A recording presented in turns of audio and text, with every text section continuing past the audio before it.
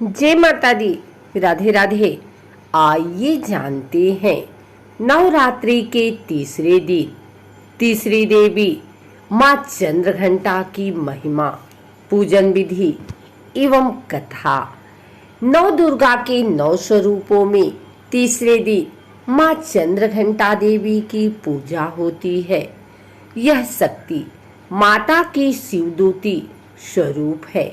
चंद्रघंटा देवी के मस्तक पर घंटे के आकार का अर्धचंद्र है, जिससे इनका मुख चंद्र के समान प्रकाशमान होता रहता है।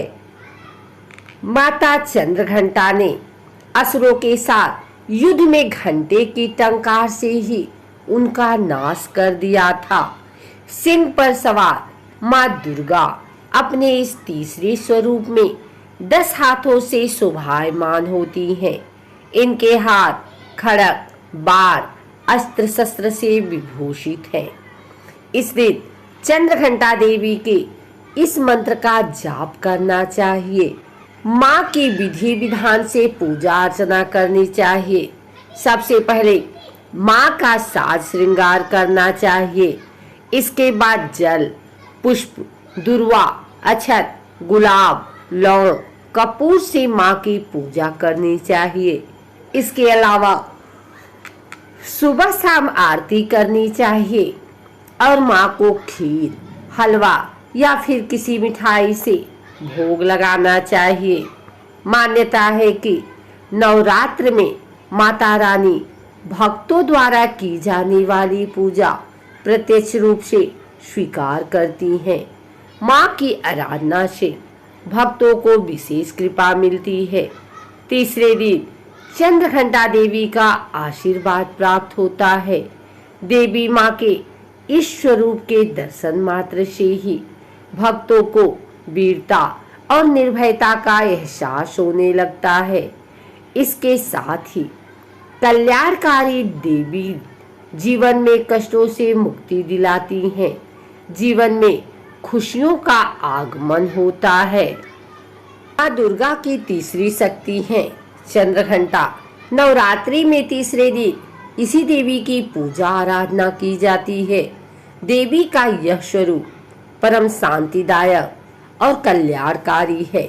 इसीलिए कहा जाता है कि हमें निरंतर उनके पवित्र विग्रह को ध्यान में रखकर साधना करना चाहिए। उनका ध्यान हमारे इहलोक और परलोक दोनों के लिए कल्याणकारी और सद्गति देने वाला है। इस देवी के मस्तक पर घंटे के आकार का आधा चंद्र है, इसीलिए इस देवी को चंद्रघंटा कहा गया है।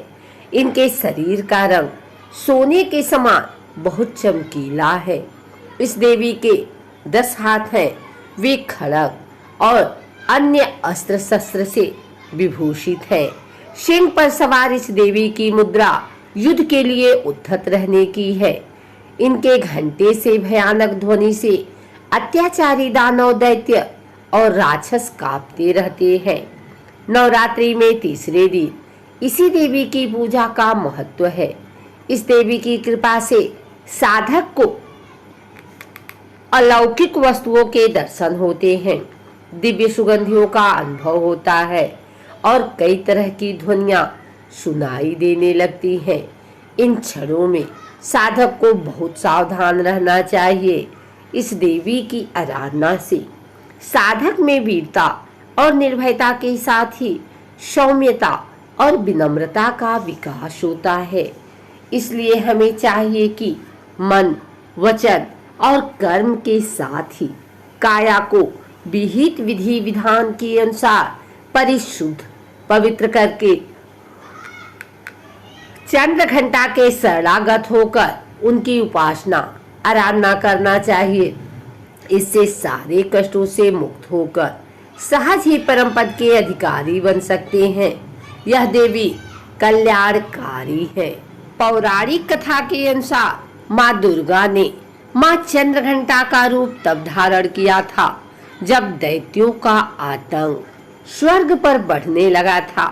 महिषासुर का आतंक और भयंकर युद्ध देवताओं से चल रहा था, क्योंकि महिषासुर देवराज इंद्र का सिंहासन प्राप्त करना चाहता था और स्वर्ग लोक पर अपना आधिपत्य जमाना चाहता है।